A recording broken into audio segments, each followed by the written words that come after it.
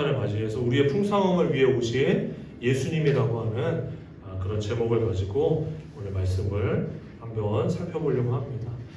네, 오늘은 성탄절이죠. 크리스마스가 어떤 날일까요?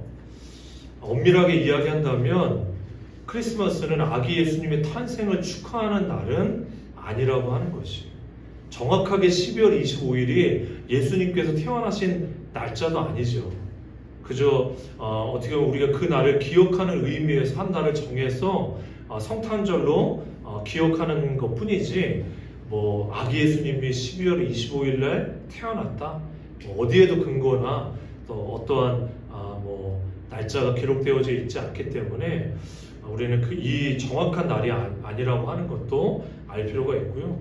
오히려 크리스마스는 예수님의 성육신, 즉 성스러우신 하나님이 사람의 몸을 입고 낮아지신 그 이유와 목적을 다시 우리 마음에 새롭게 하는 시간이 바로 크리스마스다. 그러니까 우리 1년의 시간들을 돌아보면 부활절도 우리가 기억하기도 하고 추수감사절을 지키기도 하는데, 예수님께서 성육신하신 날이 크리스마스의 참된 의미라고 생각이 되어지고, 그것이 얼마나 우리에게 큰 의미를 지닌 사건인지를 다시 한번 새롭게 하는 날이 크리스마스가 아닌가, 그런 생각이 듭니다.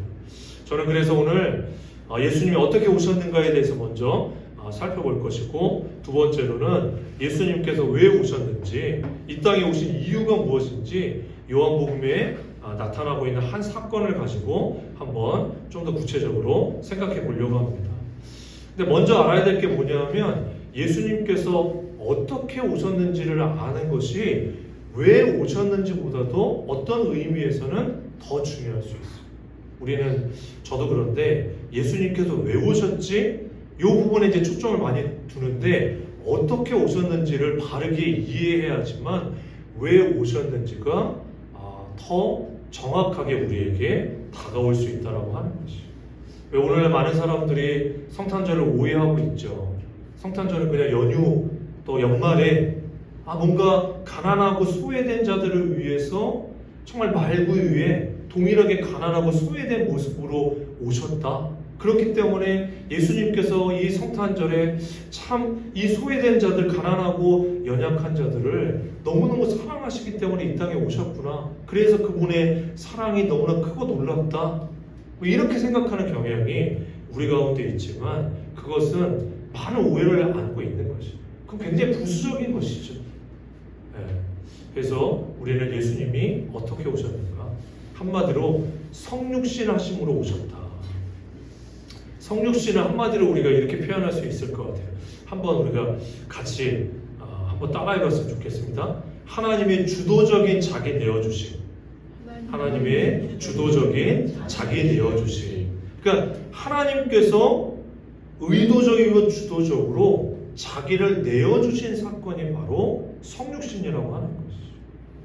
그러니까 이것을 우리가 이해하지 못하기 때문에 하나님의 관점으로 크리스마스를 바라보고 묵상하고 기억하는 것이 아니라, 아까 얘기했던 것처럼 가난하고 소외하고 연약한 자들을 사랑하기 위한 인류애적인 하나님의 사랑이 바로 성탄의 참된 의미라고 오해하는 것은 우리의 관점으로 자꾸 크리스마스를 생각하고 있기 때문에 그렇다라고 하는 것이죠.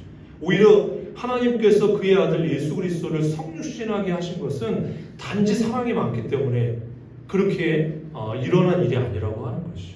거룩하신 하나님이시기 때문에 그 하나님이신 예수님께서 인간의 몸을 입고 오셨다 하는 것을 우리는 하나님의 관점에서 이해할 필요가 있죠. 그래서 팀켈러 목사님의 그 매일 묵상하는 그 묵상집이 있어요.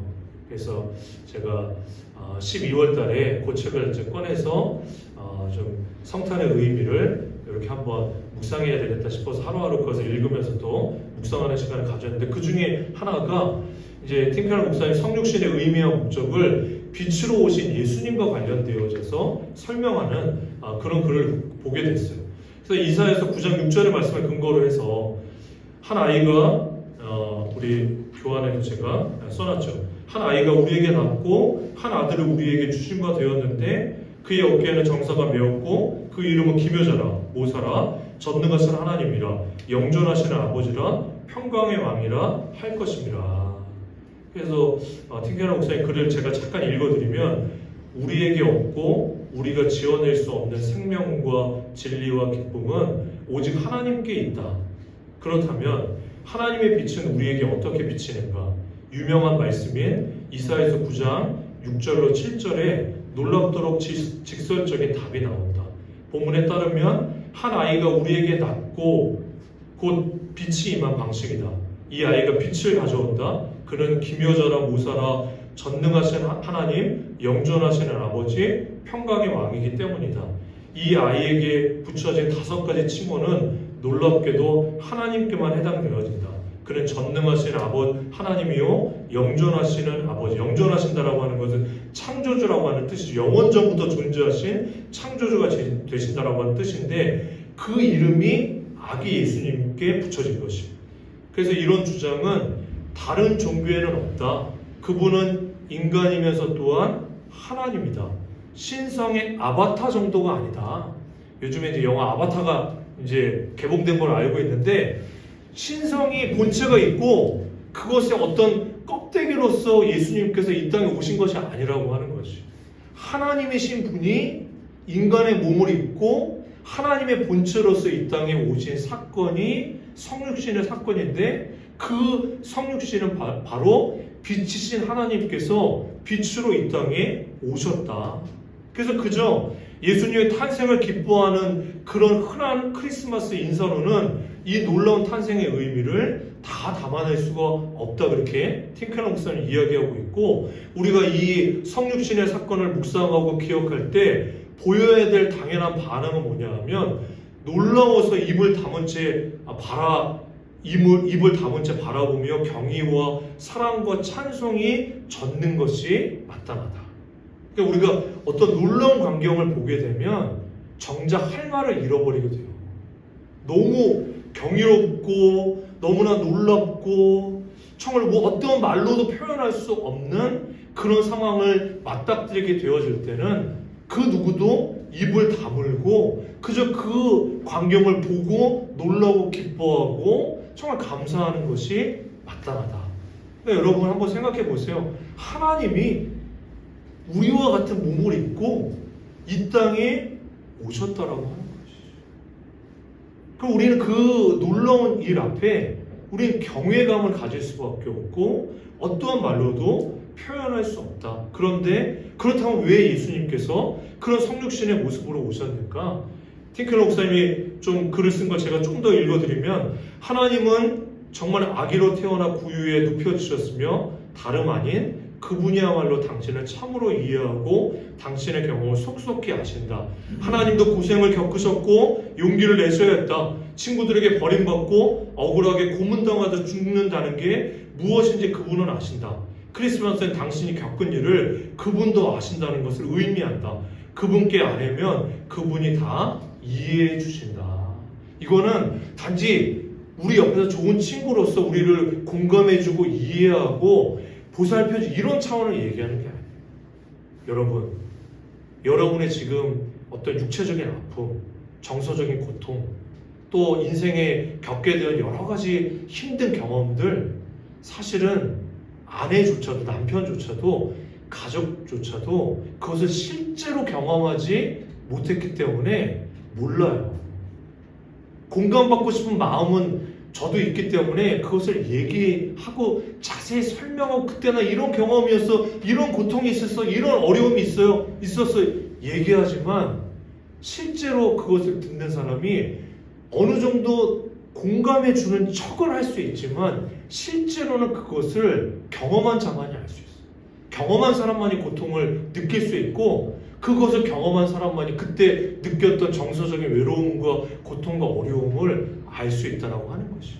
그런데 바로 예수 그리스도께서는 우리의 육신을 입고 오심으로 말미암아 우리가 이 땅에서 겪게 되어지는 모든 육체적인 고통과 정서적인 정말 공허와 또 외로움과 낙심과 실패와 고통과 그 모든 것을 친히 경험했다라고 하는 거예요. 그러니까 우리가 겪은 그 모든 것을 예수 그리스도께서는 다 속속들이 알고 계시기 때문에 그분 앞에 우리가 그것을 아뢰일 때 예수님께서는 그저 공감하는 척 해주시는 좋은 친구가 아니라 실제로 그 모든 것들을 경험하시고 짊어지시기 위해서 이 땅에 성육신하셨고, 그래서 그분께서 우리의 모든 죄의 짐을 짊어지시고 십자가에 달려 죽으심으로 말미암아 우리의 근본적인 죄와 우리의 모든 고통과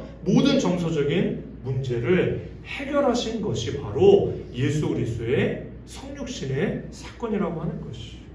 성육신은 빛이신 하나님께서 어두운 가운데 오셔서 빛을 비춰주신 사건이고, 사람들이 참빛 되시는 예수님을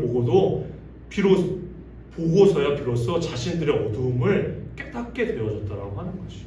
그리고 그 예수님께서 가장 은밀하고도 가장 어두운 우리의 죄를 위해서 죄인과 같이 되어, 죄는 없으시지만 인간의 근본적인 죄의 문제를 깊이 정말 경험하시고 그 죄를 멸하시고 용서하심으로 이제 하나님과 우리를 화해케 하시기 위해서 이 땅에 오신 놀랍고도 경이로운 사건이 바로 성육신의 사건이라고 하는 것이죠.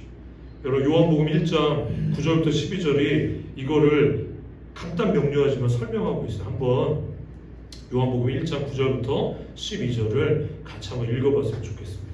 같이 읽겠습니다. 자, 시작. 참빛 곧 세상에 와서 각 사람에게 비추는 빛이 있었나니 그가 세상에 계셨으며 세상은 그로 말미암아 지은 바 되었으되 세상이 그를 알지 못하였고 자기 땅에 오매 자기 백성에 영접하지 아니하였으나 영접하는 자 곧 그 이름을 믿는 자들에게는 하나님의 자녀가 되는 권세를 주셨으니. 그렇습니다. 정말 주 안에 사랑하는 여러분, 우리는 참빛 되시는 예수님을 통해서 나의 죄인됨을 깊이 인식할 수 있다라고 하는 것이죠.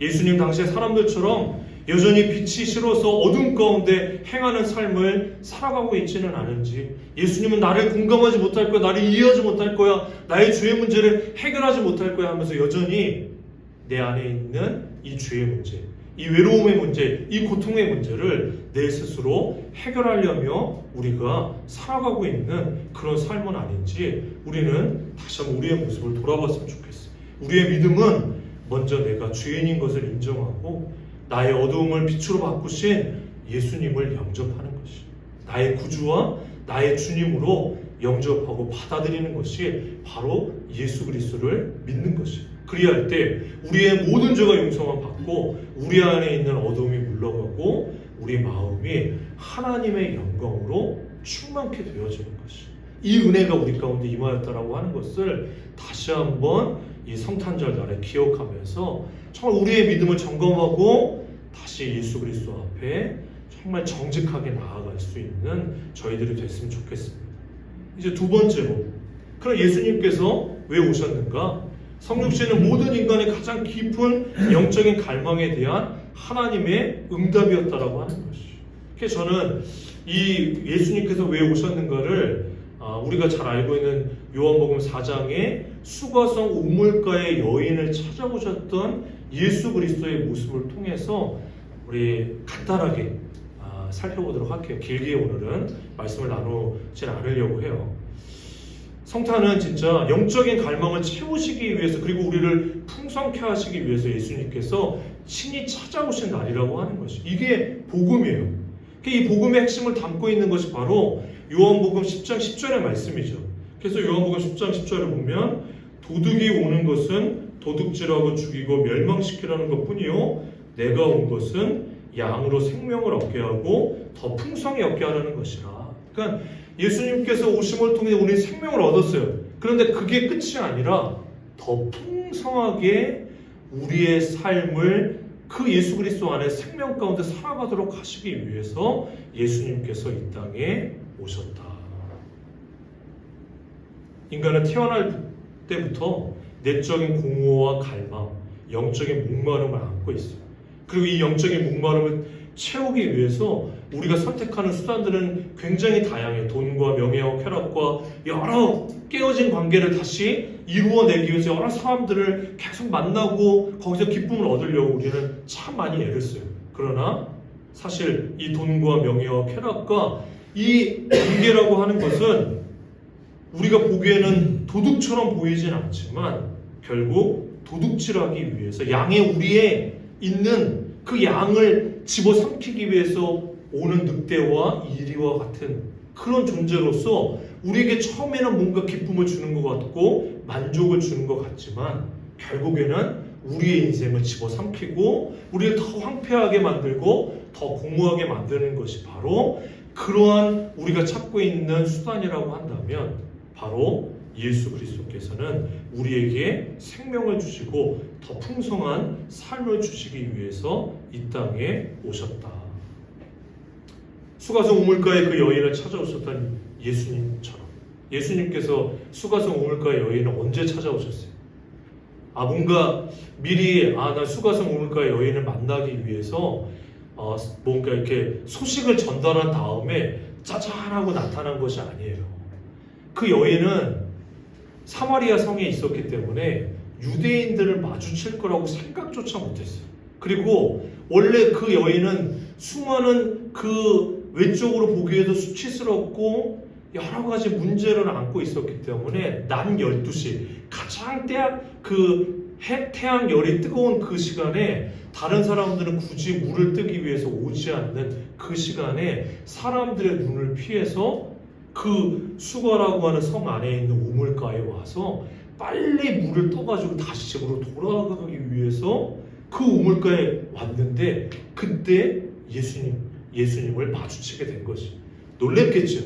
근데 예수님께서는 굳이 그 갈릴리로 가기 위해서 이 수가라고 하는 성을 통과하지 않아도 되는데 그 성을 통과하시면서 그 시간에 그 여인이 올 거를 알고 있었어요. 의도적으로 그 여인을 만나시기 위해서 낮 12시에 그 수가성 우물가에 기다리고 있었다라고 하는 것이죠. 마찬가지입니다. 예수님께서 2000년 전에 이 땅에 성육신하시고 오셨을 때 그 누구도 메시아 대신 예수 그리스도께서 오실 것이라고 아무도 알지 못했어요. 동방박사라고 하는 그 당시에 어떻게 생각하면 좀 이렇게 무속적인 사람일 수도 있고 천문학자이고 과학자라고 할 수 있는 그 사람들만이 별을 보고 뭔가 정말 그 별을 쫓아서 왔지만 그 누구도 하나님의 아들이 사람의 몸을 입고 이 땅에 태어날 것이라고 아무도 생각하지 못했던 그때에 예수님께서는 이 땅에 오셨다라고 하는 것이죠. 우리의 인생을 한번 돌아보세요. 여러분의 인생 가운데 예수님께서 언제 찾아오셨나요? 여러분이 정말 예수 그리스도를 찾을 때 여러분의 삶 속에 갑자기 찾아오셔서 만나주셨나요? 그러지 않아요. 우리가 정말 그렇게 찾은 것 같지만 그때 찾았던 하나님과 예수 그리스도는 우리가 정확히 지금 알고 있는 예수 그리스도의 모습이 아니에요. 저도 제가 간혹 이제 그런 얘기를 하죠. 제가 재벌로 교회를 찾아왔습니다. 근데 저는 그때만 해도 하나님이 이러한 분이라는 걸 전혀 몰랐어요. 그리고 하나님의 아들 예수님에 대해서도 아무런 정보가 없었고 그저 내 필요 때문에 내가 좀 어렵고 힘들고 교회에 찾아오면 뭔가 내 근본적인 이 공허함과 어려움의 문제가 해결되지 않을까? 그런 마음에 내가 찾아왔었지만 전혀 생각지도 못했던 하나님을 만나게 되었고 전혀 생각지도 못했던 예수 그리스도를 만나게 되어졌어요. 결국 예수님께서는 우리가 찾았기 때문에 찾아오신 것이야. 전혀 의도하지 못하고 전혀 생각하지 못했던 그 정말 수가성 우물가에 찾아오셨던 그 예수님처럼 우리의 인생 가운데도 예수님께서는 주도적으로 우리에게 자신을 드리시기 위해서 우리에게 찾아오셨다라고 하는 것이. 근데 찾아오셔서 예수님께서 그 수가성 우물가의 여인에게 어떻게 하셨나요? 되게 불편하게 그를 이렇게 대하셨어요. 처음에는 좀 냉랭하게 물을 좀 달라. 갑자기 유대인이 와가지고 나 물 좀 먹을 테니까 물을 좀 달라. 그러니까 그 여인이 물을 떠서 드리는데 또 그렇게 대화를 하다가 갑자기 내 남편을 데려와라. 그러니까 이 여인에게 있어서는 가장 숨기고 싶고 가장 드러내고 싶지 않은 그 남편의 문제, 그렇죠? 그는 이미 수많은 남편들과 그 시간들을 보내면서 자기 인생이 점점 공허하고 정말 이제는 내 인생은 정말 끝이다라고 하는 그런 마음으로 지금 살고 있는 그 남편도 진짜 자기 남편이 아닌 채 그저 근근히 자기의 삶을 유지할 수 있도록 돕는 그런 남편을 데리고 오라, 그렇게 예수님께서 말씀하고 있어요. 그렇습니다. 예수님께서는 바로 이 수가성의 우물가의 여인에게 말씀하셨던 것처럼 우리의 불편하지만 우리의 진실을 정말 하나님 앞에 드러내도록 하시기 위해서 우리의 죄의 문제, 우리의 연약의 문제, 우리의 고통의 문제를 들고 정말 나아올 수 있도록 아주 직설적이지만 대담하게 우리의 근본적인 문제를 제시하시면서 우리를 이끄신다라고 하는 것이죠. 아마 여러분의 인생 가운데 정말 예수 그리스도를 만나기만 하면 모든 문제가 단번에 해결된다라고 생각했던 시간도 있었지만 저도 그 시간대로 돌아볼 때 참 저의 연약함과 저의 죄됨을 오히려 예수 그리스도를 처음 만나게 되어졌을 때 직면할 수밖에 없었어요. 그것을 마주할 수밖에 없었어요. 그럴 때 참으로 예수 그리스도를 만나는 그런 자리 가운데 나아갈 수 있었다라고 하는 것이에요. 근데 여러분, 이 여인은 어떻게 반응했습니까?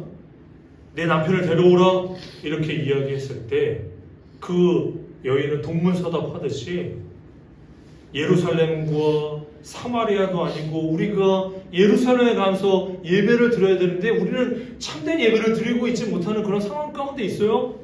종교적인 어떤 그 문제를 갑자기 가져와요. 그러니까 그 이유는 무엇이냐 하면 이 근본적인 자기의 죄의 문제와 연약함의 문제를 정말 예수 그리스도 앞에 드러내기를 원하셨는데 이 종교적인 행위, 예배라고 하는 그럴듯한 어떤 행위의 문제를 통해서 그 자기 죄의 문제를 가리우려고 하는 그런 여인의 모습을 우리는 보게 됩니다.